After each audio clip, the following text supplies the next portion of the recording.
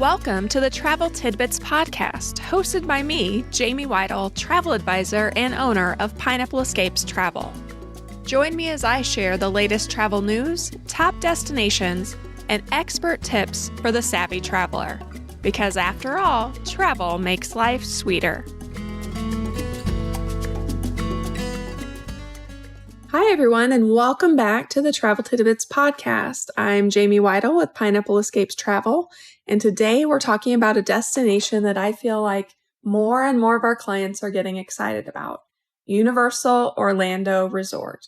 Now, if you've ever thought Universal was just for thrill rides or older kids, this episode is going to completely change your perspective. There's so much more to it, from immersive lands to incredible resorts, to some of the best seasonal events in Orlando. And one of my favorite things about Orlando is that it really can be a streamlined vacation. While I do think it has a place to be a longer extended vacation, you can also squeeze a lot into just a few days and still feel like you got a full experience. So I'm joined today by one of our amazing Pineapple Escapes travel agents, Samantha Harris. And Samantha plans a lot of Universal vacations, and she and I have spent a lot of time at Universal together over the years as well. So Samantha, I'm excited to have you here. Thank you. I'm excited to talk about Universal. Yeah, it's one of our favorites, and we've had a lot of fun there. So I think kind of to get things started, I want to start by talking about what you think makes Universal Orlando Resort stand out when you're looking at comparing it to other vacation options, especially for families or couples who might be deciding where to go. I mean, obviously, we know that the Orlando area, there's Disney, there's SeaWorld, and there's a million other places you can go. But if you're looking at going to Universal Orlando, what really makes it stand out, in your opinion? Well, I think there's something for everybody. And I think that's what gets lost sometimes, that people don't realize. They're like, oh, my kids are little, so I want to take them to Disney, or I have girls, and so I am a boy mom, and we've been going since they were little, and they love it because I just feel like it's something that can grow with them. So even when they're not riding the big roller coasters, which they have more thrill rides than Disney, and without counting, I know SeaWorld also does have some major thrill rides, but you got your bigger kids with the thrill rides, you have your smaller rides, and you still have some character meet and greets that Disney also has. So it's kind of a good combination, but then it also throws in the different seasonal aspects and shows. And I just think that there's something for everybody. And you've got Shrek and Donkey and Transformers and then Spider-Man. And I think it kind of taps into what the Disney Princesses does for moms. I think it kind of taps into that for dads, maybe. And I think it's just something that I think when my clients who haven't been before, they go, they are surprised at how much they enjoy it, and for the entire family. Yeah, I completely agree. And I've also done Universal as a multi-generational trip. We took my in-laws, and even that, like, it was still a lot of fun.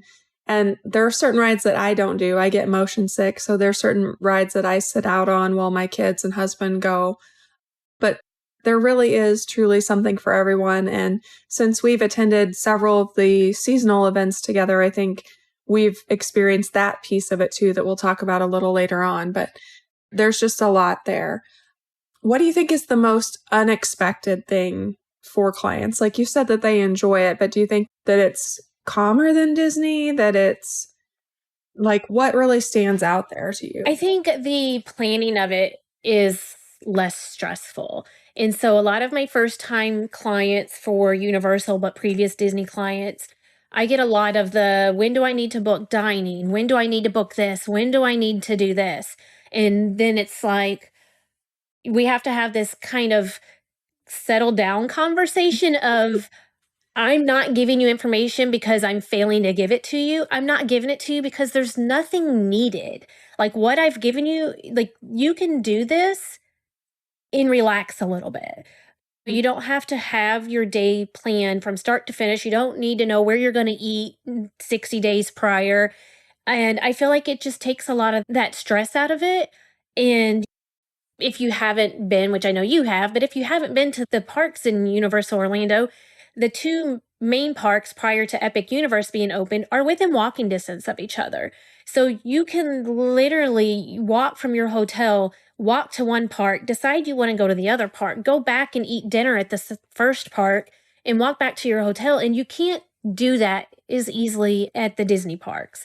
And so I think especially for my previous Disney clients and first time to Universal, they're surprised at just how much low key it is, I guess, is you can take that high stress planning out of it and you can just walk around. You can walk from this, you can walk to that, you can change your mind from what you plan to do that morning, and it's not a big deal. And I think Disney marketing and Disney agents have done a really good job of making clients feel like they have to have all their ducks in a row before they go. And sometimes you do, or you're going to miss things. You don't have to do that as much at Universal. And I think that surprises people and catches them off guard. But then also, a lot of my clients, I think they go into it expecting it to be a one and done thing. And they're like trying to mark it off their list. They're just going to check it off and they don't expect to want to have to go back. But I have clients that do go back every year for spring break. And then they're like, okay, it's time to book our Universal trip again. And I don't think they expected to like it as much as they do. And I do think that casual feeling of it is what draws a lot of people back. Yeah, I would completely agree with you because I do think Disney does require more advanced planning. And that's really why people use a travel agent, is so that we can help with all those little details. And we can help with those details for Universal too, but it's not as intense. It's not like this, okay, we have to be online at 5 a.m. to get dining 60 days before, and it's still going to be crazy and you might not get what you want. It doesn't have that same urgency or that same feel to it that Disney does. And I do think it's a lot more laid back. I think that's the best word for it, is more laid back. And Universal is obviously growing. Like now we have Volcano Bay, Epic Universe, Islands of Adventure, and Universal Studios. So we have 4 big parks. One of them's more of a water theme park, but they're trying to compete with Disney and the full week stays. And I think you could easily do 4 or 5 nights at Universal and love it and have a great time and go back. I mean, I can't even tell you how many times I've been now. And it is something that you just really enjoy, but it doesn't have that same stress. So let's talk a little bit about the parks. So I kind of mentioned the 4 parks, and then there are the 3 main parks that are like theme parks. But let's talk about the different parks and how you would describe those parks to your clients. So the original parks are Islands of Adventure and Universal Studios were the 2 main theme parks with the thrill rides. You can walk back and forth between them, like I said, or there's also the Hogwarts Express that you can ride from one park to the other park or back. And to do that is when you would need the park to park ticket. So I think one of the things that, my opinion, I think what confuses people at Universal most when people call me is I tried to look at tickets and I can't figure out what the heck I'm buying. And that's because you can buy a singular park ticket or the park to park. But if you want to ride the Hogwarts Express, you have to have that park to park ticket. And so those 2 original parks, you can kind of hop back and forth multiple times a day if you choose to. And we have, depending on, hey, we want this for lunch or we wanted to catch this parade because we didn't watch it yesterday. So you can go back and forth in those 2 parks. And I think that's one of the things that I love about that. And not to get off topic with Disney, but you can do that with Disneyland and California Adventure. But you can't do that multiple times a day at the Orlando parks without spending so much of your time transporting that you're not getting your tickets worth, in my opinion. But you can, those 2 parks were your main parks, your original parks. Epic Universe was just opened last year, probably actually almost a year ago exact. We went to the preview last year at the end of April. Yeah. So that park was its newest park, and it's does not have as many thrill rides, but the theming is so on par and perfect that it's really great for people who want to be immersed in those lands. And then the fourth park is Volcano Bay, which is a water park. It is not your typical water park, wave pool park with a few slides. It's got some really good water rides. Actually, I was impressed the first time I went. My son wanted to go, and I was like, I don't want to waste that day at a water park. And so the first time I went with the agency, I was like, oh man, he missed out because he would love this. And he does. So we have, now been back and I have taken him to Volcano Bay, but Volcano Bay is a day in itself. And a lot of clients still don't want to add it on because they want to spend their limited days with the thrill parks. But if you have even half a day to add that on, the price difference is usually very minimal to add that Volcano Bay ticket. I 100% recommend adding that on. And even if you're flying in midday and add it on that first day or the last day just to go chill and ride a few rides, is totally worth it. Agreed. I completely agree. I love Volcano Bay. It's by far my favorite water park that I've ever been to, honestly. And I've been to Atlantis and all the big ones. I love Volcano Bay. They've done such a great job with it. And yeah, last year we got to go to Epic. We went twice, back to back, and they've done an amazing job there. Yes, it's been a little bit busier this first year, as is expected, but I think that's starting to calm down a little bit now, and it's well worth it. I mean, you could easily, even if you just went to the two main parks for 1 day or 2 days, then a day at Epic and a day at Volcano Bay, you can easily spend several days there. But if a client is wanting to go just for a couple of days, what would you recommend? Okay, so if they've never been before and they've got 2 days, I would do 1 day park to park at Islands of Adventure and Universal Studios, and then a second day at Epic Universe.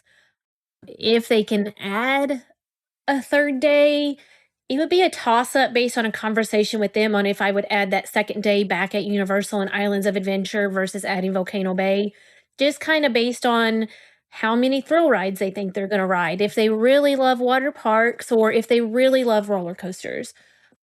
So I don't know. I have clients going not the question you asked, but I have clients going this summer for a basketball tournament. Mm-hmm. And so they're going to be there for a week and they really only wanted 4 days. And we booked them a Universal hotel. We booked one that was over near Epic Universe because it's closest to the conference center where their tournament is going to be. Mm-hmm. And then they were like, let's just get a 4-day ticket. It was like, I'm wanting to say $80 total for the 3 of them to add a length of stay ticket. And so they can can go for an hour and a half that night after a ball game or something, or they can just go chill, or they can hang out at the pool and not feel like they've wasted their day ticket. So that's something that if you're going to be there, I think more than 5 days, ask your travel agent, price out that length of stay ticket if it's offered. I don't think it's offered year round, but that's a really good option of just being able to say, hey, we get done at 4 o'clock, but I want to go ride these roller coasters, or I just want to go. And then if you do go to Volcano Bay for a couple hours, you don't feel like you've wasted that whole day ticket option that you could have spent at one of the other parks. So yeah, I think you can make it a weekend trip or you can make it a week trip, just depending what you want to get out of it. If you want to open and close the parks and do it in 2 days, I've done it and I 100% am on board. Like, hey, let's go. Let's do this. We'll fit in as much as you can. If you have 5 days and you want to spend a day lounging at the pool, they have some amazing resorts. So I totally recommend getting some fish tacos by the pool also. So it really just depends how much time you have, how much time you want to spend, and we can make the best vacation possible out of 2 days or 5 days. I agree. I think we can make it work no matter what your schedule, your budget, whatever you're looking at. That's why we're the experts. Like your just expectations have to be flexible. Not possible. I mean, if you really want if you go, hey, and right. Yeah, I want to do Epic in 1 day and I want to do the other 2 days in a park to park in 1 day. Cool.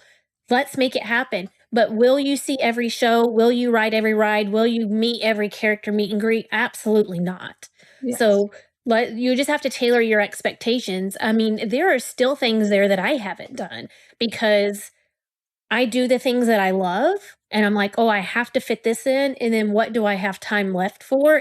So there's still, I mean, if I looked at the app and been like, "There's probably still something on there I haven't done." Well, I know Oh, for sure at Epic, I didn't ride all the rides at Epic because I wanted to stand for an hour and a half and meet Toothless. So, you have to, it's just what your priorities are.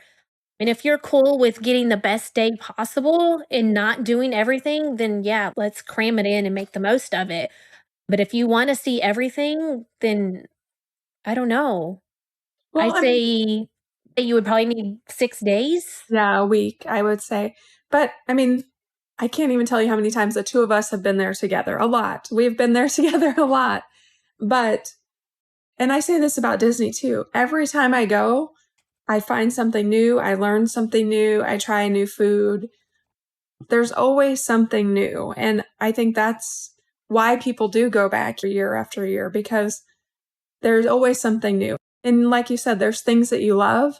How many times have we eaten the buffalo chicken tots? Like Every time. every time we get the same stuff. Like, I mean, have I tried every restaurant? No, because the first thing I go to is green eggs and ham. right. But I think that's the beauty of it is it can be tailored for whatever they want, whatever they're looking for, based on the age of their kids, based on who all's going, if it's just a couple.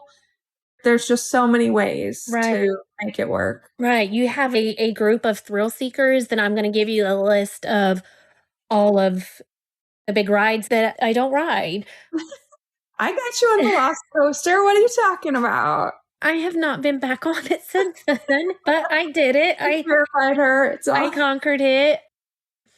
But you have those. Or if you got little kids or grandma and grandpa that's like, hey, I just want to walk around the park and I want to get a butterbeer and I want to go watch the animal actors show. Cool. You yeah, will love it still. So you don't have to like roller coasters. You don't have to like water rides. You don't have to whatever. Because I remember the first time that we went, Andrew was still itty bitty. And Donald and Matthew went and rode the bigger rides. And then Andrew and I rode one fish, red fish, blue fish. I totally butchered that, but we rode that probably 5 times. And then Donald calls me and was like, okay, let's meet and switch so you can go ride the big rides with Matthew. And I'm like, no, bro, good. this is my dream right here.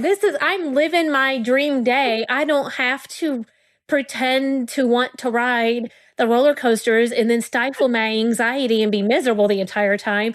I can walk around with my snack in my shade and ride red fish, blue fish 20 times, and that's fine with me. Right. And I'm still going to have as much fun as the people who are running from roller coaster to roller coaster because that's what I enjoy.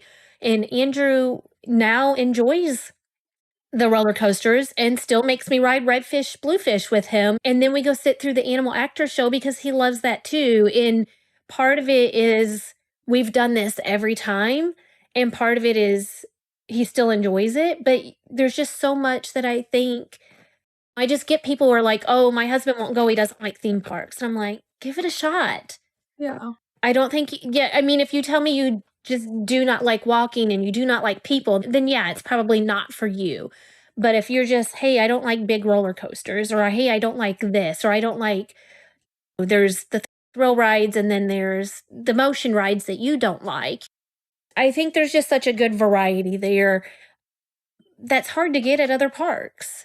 Yeah. No, I agree. And I think you make a good point. Like, some of it's about the nostalgia and the memories. And when you do go, as often as we end up going, like, you have that. Like, there are certain things that you have to do every time because that's how you've done it.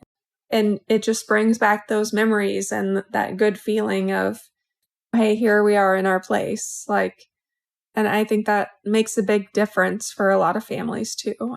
Andrew has not been back since they took out Woody Woodpecker's roller coaster. So I don't know. Aw. He was kind of sad about that. I don't know how he's going to feel when we get there. Obviously, he will be fine. But, they already took out the ball pit thing that he liked. And then Woody Woodpecker went away. And he's like, man, But he's you older know? now too. So, but yeah, it does create that nostalgia just going and Yes. just hearing those Yes. things. And he's like, do you Even with remember the that ET time that, ride. Yeah. yeah, yeah, if they take ET out, Andrew might boycott, but I don't think that's going anywhere. But yeah, there's just the experiences. And I think that's a good segue also into the seasonal offerings, because Mhm. that is also something else that will keep you coming back year after year or multiple times a year. So, not to get ahead of that, but No. the seasonal offerings just totally people, they have their cult following. There are people that will go every year for Halloween Horror Nights, or every year for Grunchmas, or every year for the Mardi Gras celebration, Yeah.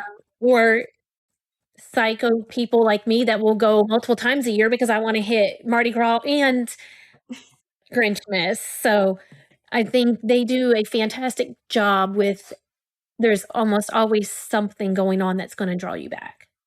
Yeah, I agree. So let's go ahead and jump and talk about some of those seasonal events and activities.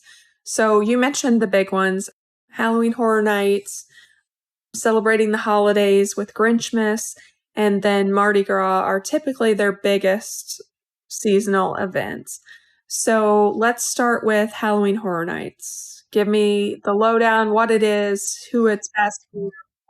So Halloween Horror Nights, not to compare everything to a Disney, but if you are a Disney family, this is not Mickey's Not So Scary Halloween Party. No. This is a haunted house that you go pay $50, not there, but when your typical haunted house that you're like, hey, let's go downtown Nashville to this haunted house, it's $50 a person. That's the level of a haunted house that you're going to get in each one of their houses. And there's usually 10 to 14 Yeah. usually. Yeah. Yeah. Multiple houses. So they call them their houses. They are themed after horror movies. And if you kind of have to stop and realize that Universal Studios actually produces horror movies. So their haunted houses based off of horror movies are pretty, I don't want to say graphic like in a bad way, but if you like haunted houses, they are really well done.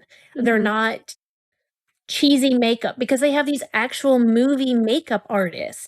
They have actually movie made props.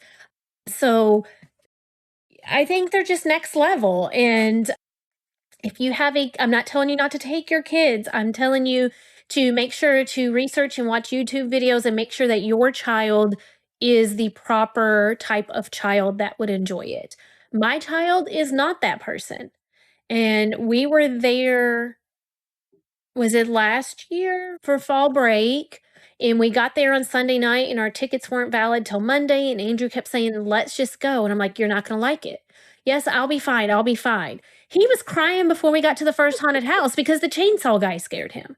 Yeah. And he was stifling it. He was stifling it. We get in that first haunted house. I don't know what come out and scared him. And by the time we got out of there, he was shaking and was literally in tears. He was literally crying. He stood there in the next line, and we're like, so we go get him something to eat. We have this discussion of how, okay, you wanted to come here. These are fake. They are actors. They cannot touch you. They cannot hurt you. Let's get in the correct mindset and go to a second one. And so we're like, okay, let's have this discussion with a scare actor and which is the least scary, which is the good one. And we start with, I think it was Ghostbusters. He Mhm. cried. Somebody just popped out behind a curtain and was like, boo, or something. And he was already so on high alert that set him off. So then we go get something, a snack, and sit on a park bench while we wait for my husband to do the next one. And the people walking by in mask alone, and it's dark and it's creepy. Like the whole park at this point is creepy. And so him and I just end up going back to the hotel by ourselves. Yeah. And that ticket, we probably wasted $200. And I knew I shouldn't have done it. That's on me. But just saying, this is not for everybody. And now I saw kids there that were having a great time, but only you can answer that about your child. It is not a school haunted house. It is not Mickey's Not So Scary Halloween Party. It's not kid friendly in general. The scare actors they have this kind of booths, I don't want to say, or not the right word, but sections where even outside of the haunted houses have creepy zones to walk through. The drinks and the meals are they'll have like themed drinks and things. It is a boozy night. So again, it's not a Disney park. There's lots of drinking, lots of young adults having a great time. So I'm not saying don't go, but make sure if you're going to take a child that you are on par with what's your expectations really happening. are tailored. Yeah. But now saying that, because it's not this kid-friendly night, there are groups of adults that plan trips around this. Halloween Horror Nights, pop that into your Facebook or your Google. They have cult followings. It is groups. We have a travel agent that her and her adult children and their friends all go every year before she was an agent, because this is the type of person that's going to enjoy this isn't hanging out with their buddies at Mickey's Not So Scary Halloween Party. So there's room for both. And we have done both in the same weekend. We have gone to Orlando, and Matthew and Donald done one, and me and Drew popped over to Disney and had our great time. And that's a great option for families. But it does bring a big crowd. There are people that will book their hotels a year out before the dates and houses are announced, that way, because they sell out so quickly. So also keep in mind, if you are going to go during that season, that you plan your days around those events, even if you're not going to it, because the park will close at 6 p.m. So even if you're not planning on going to Halloween Horror Nights, but you're going in October, you want to check those dates anyway, because you don't want to buy your ticket, your one-day ticket, for a day that the park is going to close early. Mm-hmm. No, I completely agree. And I think also it's good to know, you're talking about Andrew, obviously, and I think you do have to know your child, but you also have to know yourself. Like, personally, like, I'm not a scary person thing. Like, that's just not my thing at all. Like, it creeped me out. I went through 2 or 3 houses, and then I ended up back in Harry Potter world, eating ice cream, sitting on the stairs, watching the world go by, because I was like, this is not for me. And that's okay. But it is for a lot of people. And I did it so that I would know and understand, so that people who do reach out to me about it, I can help them. But and it's an amazing experience for people who are really into horror and those kinds of experiences. So it definitely is a big thing at Universal and worth it for those types of people who really are into it. But I think you and I both love the next two more. So Grinchmas. I know that you're a Christmas girl. I'm a Christmas girl too. So let's talk a little bit about Grinchmas and what that looks like at Universal. So Grinchmas, let's see, where do I start? What is my favorite? So you walk into Seuss Landing at night, and it's lit up with all the Christmas lights in this whimsical Dr. Seuss way. And it just, like, I don't know, I change. I just become a completely different person. The world at home, bills, my kids, none of it matters. I'm like, oh, you want an icy? Cool, let's go. You want a butterbeer? Cool. Like, oh, look, there's a Christmas tree shaped donut. Why not? Like, nothing else matters when I'm standing in Seuss Landing at night during the holidays. The Grinch, just to go back, The Grinch That Stole Christmas has been my favorite Christmas movie since it was the 20-minute cartoon that they showed every year on TV since I was as young as I can remember. And so that, to me, it is a nostalgic thing for me as well, is that I've always loved that The Grinch Who Stole Christmas was just my number one thing. And so you get to the Grinchmas show, the little Who show, and you have the live Grinch in the Max. And it's just I love the Grinch show. I could just go on and on about the differences, but Christmas time, the holiday show, well, they can't call it the Grinch Stole Christmas. So it's the holiday show featuring the Grinch, I believe is the technical title of it. If you're there during it, must go see it. It's so cute. It's a break to sit down and outside the weather for a little bit. There's a meet and greet with the Grinch. It typically has very long lines. So another option to meet the Grinch would be do the breakfast with the Grinch. And then you will get a meet and greet with the Grinch with that.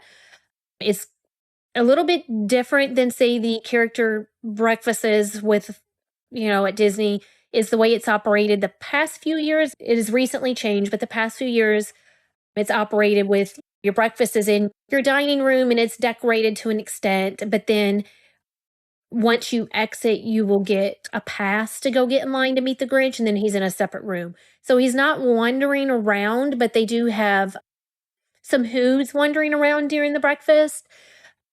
So it's kind of tailor that expectation is he's not going to be visiting your table and serving your green eggs and ham, but it is a fantastic way to meet the Grinch without standing in that hour and a half line. And I say hour and a half, but there are peak times when that line reaches 500 minutes. So an hour and a half sounds atrocious, but that's kind of a dream when you want to meet the Grinch at Universal Orlando. Yeah. And I just like the feel. So there's also a big parade during the Christmas season over at Universal Studios, and it has the balloons from the Macy's parade. And I love it. Like, that just really gets me in the holiday spirit, and being able to have some of the fancy Christmas snacks. And yeah, that's probably my favorite parade of any of the theme parks. So Yeah, Macy's sponsors their holiday parade, and I could be corrected, but I believe they're retired balloons from the actual Macy's Thanksgiving Day parade. And so it's really neat to see. They have, I know they're not known for their parades, but honestly, I love their parades. And again, it's kind of like everything else with Universal, they're a tad bit more low key. So you don't have to stake out a place for 3 hours or you don't get to see the parade. We've literally ran up during the parade and gotten to see it. No, you might not get prime viewing. So again, it's what's important, but you will get to see it. And my only complaint, if I have a complaint, is their Grinch is never in the parade, and I don't know why. But yeah. it does end with Santa Claus who stops and lights the Christmas tree, and it's just gives that whole Miracle on 34th Street vibe with the Santa Claus and the Macy's parade. And it kind of takes all of at least our generation's Christmas movies and it just wraps it up with a bow. And to me, it's a really good. I like to go the last week of November, first week of December, in between that just closing off Thanksgiving and let's kick off Christmas season. And I come home just literally feeling like Santa Claus, like, oh, okay, now it's time to decorate the house, time to decorate the tree, time to go Christmas shopping. I don't know, it gets me in this full holiday spirit mindset. And I don't know how else to describe it. If I could just go and get that feeling once a quarter of that, I feel at Christmas time, I feel like I would be just in such a better mental headspace all year round. No, I completely agree. And last year was the first year in a long time I haven't been to Orlando during the Christmas season, and I definitely felt it. Like, I need to either be at Universal or Disney for one of their Christmassy things. It sets the tone for the whole season. So I completely agree with you. It's a thing. It's a thing. So let's also talk about Mardi Gras. So we've been there together as well. We really enjoy eating the beignets and eating the shrimp boil, and all the snacks are definitely a highlight. But what else can you tell us about Mardi Gras and the different happenings during that time at Universal? Mardi Gras would be my close second. And I think I've said this before when we had our perfect day podcast. If I could just marry the Mardi Gras food and some vibe with some Christmas, I mean, that's my perfect day. And I've also always thought it would be funny to have the Grinch in that capacity, like chucking beads at the parade at people, but some reason Universal has not hopped on that suggestion. But Mardi Gras, the parade is amazing. The outfits, then the pageantry that goes into it is it's everything they do. Like I said, because they're in that movie and theatrical industry, that everything they do is such elevated with their costumes and the work that goes into those type of events. But Mardi Gras definitely has, in my opinion, the best food of any of the seasons at Universal.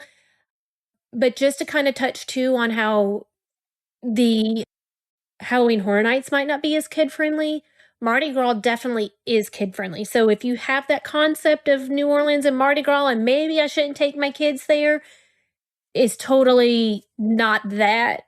So it's definitely a kid friendly space. They do throw the beads from the parades. We've actually ridden in a float during the parade and got to throw beads to people. That was a highlight of that trip for me, and this still is a highlight for me. I actually still have a strain of the Mardi Gras beads on my bulletin board over here because it's one of those moments that I was like, this was so cool. I don't like attention. I don't like to be center of attention. I like the thought of being in the parade caused me anxiety, but you just like when there's everybody, they're not seeing you. They just want those beads.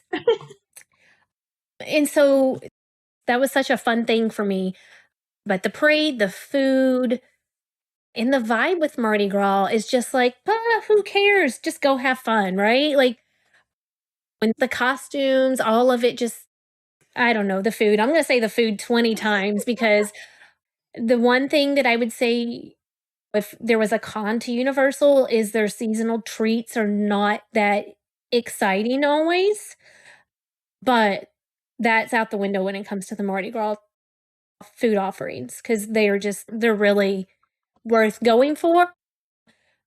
I don't want to tell you that we've planned a trip for beignets and the shrimp boils before, but I think that's actually happened. So I'll just leave that up to the imagination on if I'm lying or not, but it's a possibility that's happened.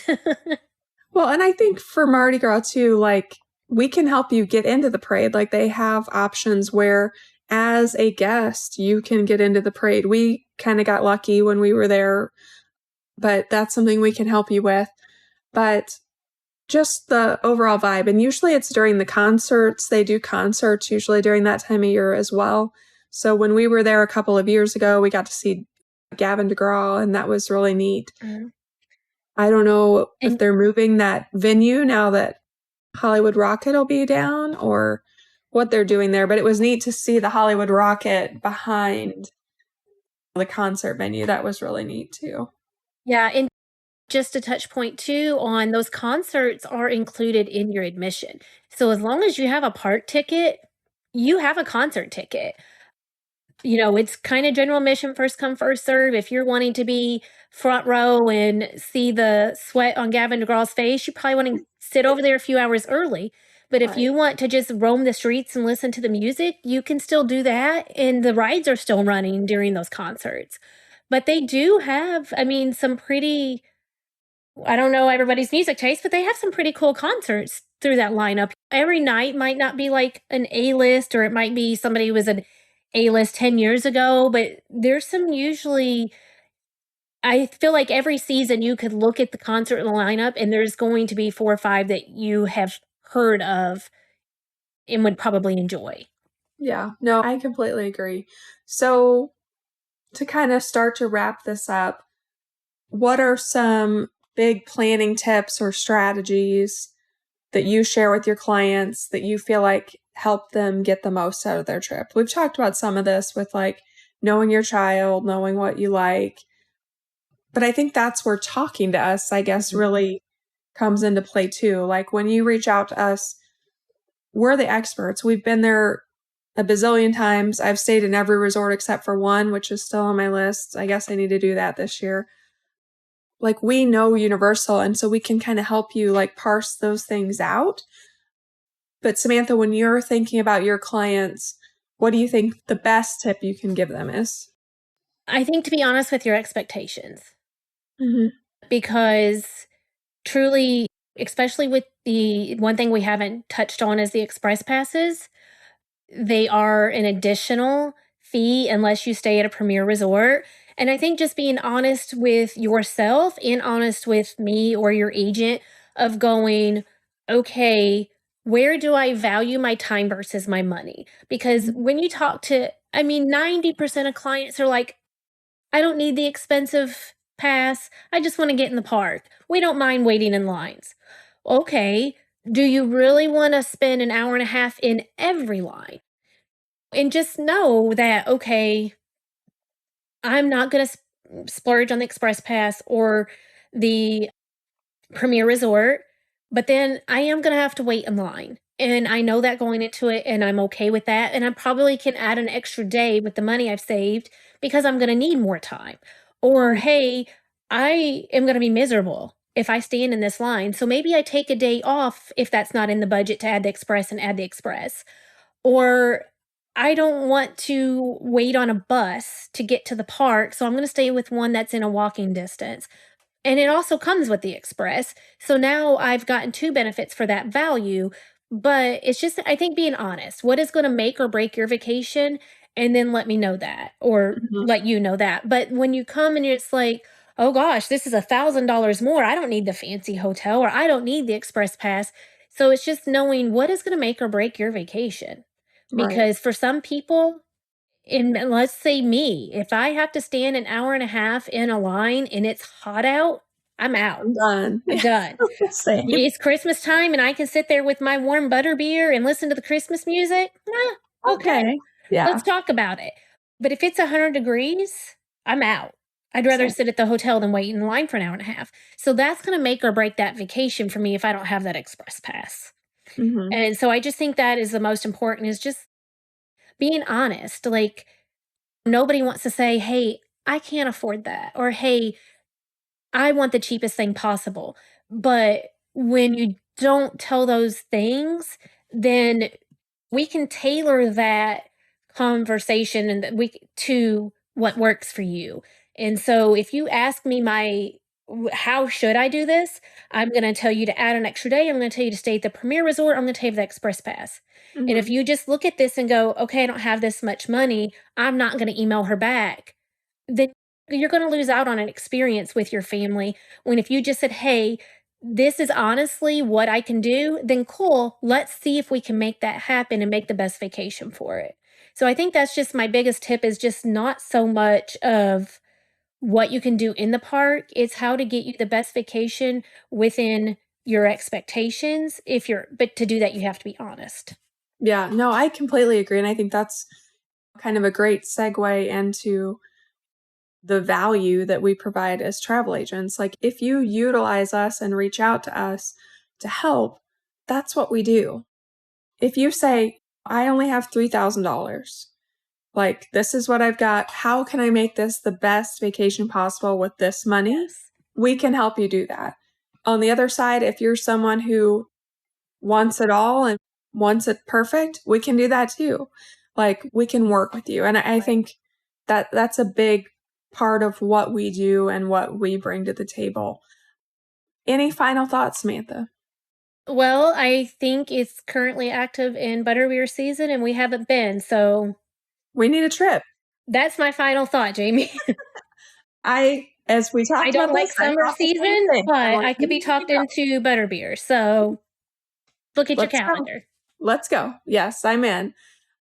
So obviously, thank you guys for listening today. Samantha, thank you for being here. A fun conversation, and did make me want to go to Universal. So yes, we're going to have to look at some dates. For all of you listening, thank you for listening to the Travel Tidbits Podcast. If this episode also made you want to go to Universal Orlando, we would love to help you plan it. You can reach out to your favorite Pineapple Escapes travel agent, or you can email info@pineappleescapes, and we will help you with every step of the planning process. And remember, travel makes life sweeter. Thanks for tuning in to this episode of the Travel Tidbits Podcast, where we believe travel makes life sweeter.